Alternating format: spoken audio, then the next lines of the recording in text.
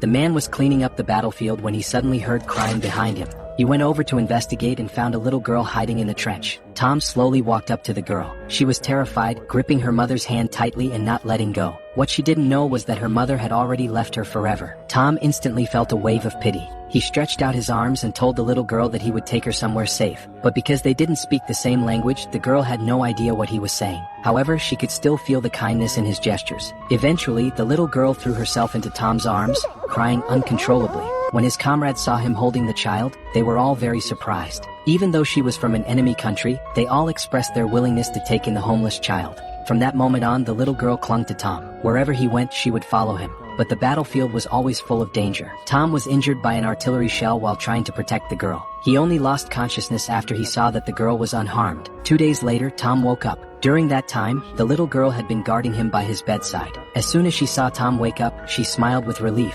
Soon after, the army held a commendation ceremony. The commander praised Tom for his bravery and allowed him to take care of the girl. Though they couldn't understand each other's language, the little girl could feel Tom's fatherly love. Since Tom's rough hands couldn't properly comb the girl's hair, the thoughtful little girl decided to cut her long hair off herself. Tom named the girl Emma. Since Emma didn't speak Turkish, she remained silent for a long time. But every day, Tom took time to teach her the language. Gradually, Emma became more cheerful, bringing much-needed joy to the soldiers' monotonous training life. As Emma learned more words, she began to open her heart to Tom.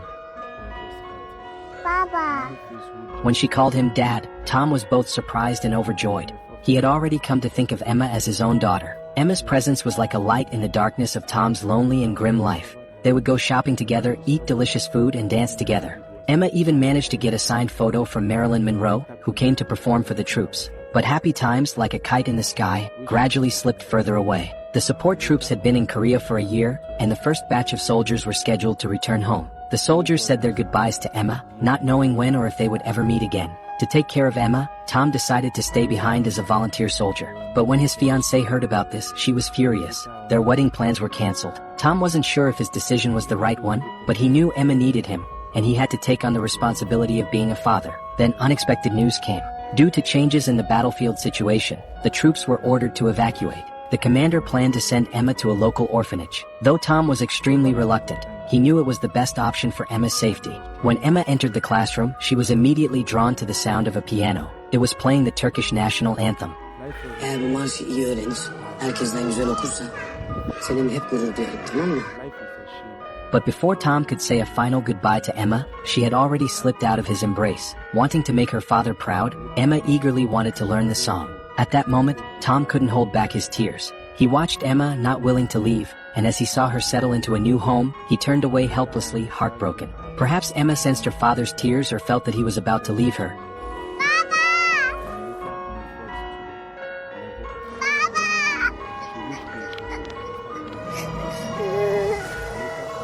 Emma cried, pleading with her father not to abandon her. Tom promised her that he would never leave and decided to take her back to Turkey. When they returned to their quarters, Tom took a knife and made a small hole in the suitcase, planning to hide Emma in it. As long as they passed security, they would be able to board the ship home.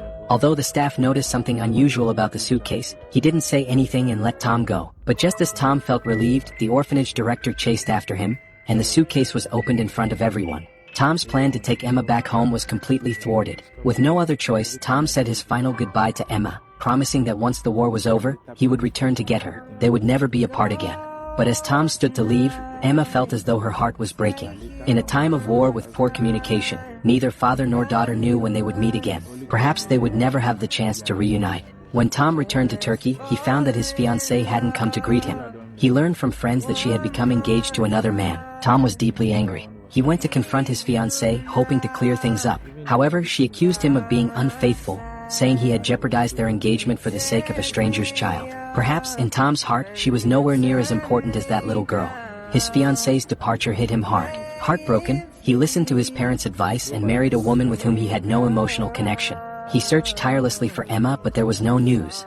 His wife, however, was understanding and never complained despite being neglected. She knew her husband's heart was still with the little girl in a foreign land. She promised to help him search for Emma. Biz evliyiz artık. İzin ver sana yardım edeyim. Senin kızın benim kızım. Senin sözün benim sözüm. They traveled far and wide, but after several months they had no leads. The embassy sadly informed them that the war was still ongoing, and with the current communication conditions, it was difficult to reach out to the other side. Tom felt utterly helpless. Even his own country couldn't help, but his wife remained by his side, supporting him. She encouraged him not to give up. One day they would find Emma. Time passed and 50 years quickly went by. Tom, now an old man with white hair, never stopped thinking about Emma. He didn't know how much longer his aging body could hold up. He didn't want to die with regret. In a daze, he thought he saw Emma standing before him.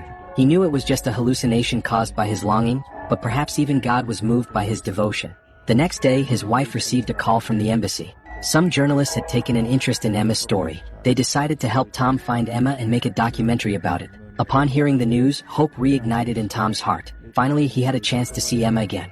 After relentless effort, the journalists finally discovered Emma's whereabouts. The staff quickly made arrangements for Tom and Emma to meet. He had waited for this day for so long. Now Emma too had grown old with white hair. She eagerly took the old photos that the journalists handed her. The photos captured the brief but happy moments she had spent with her father. No matter what, she would never forget the person who saved her life on that dark, helpless night. For so many years, she had only seen her father in her dreams. She had searched for him for 60 years. And it turned out, her father had been searching for her all along. I'm at a payphone trying to call home. All of my change I spent on you. Where the times go, baby, it's all wrong. Where are the days we made for two? I know it's Finally, the moment they had both been waiting for arrived. Tom immediately recognized Emma. Despite the 60 years that had passed, in his heart, she was still the adorable little girl. In that moment, all the longing turned into tears of joy. A promise had been kept. They may not have spent much time together, but in a world full of war and chaos, they had built a lifelong father-daughter bond. This film is based on a true story, and the director left a special scene to pay tribute to the main character. The man, now an old man sitting in front of a bakery, was the real-life hero.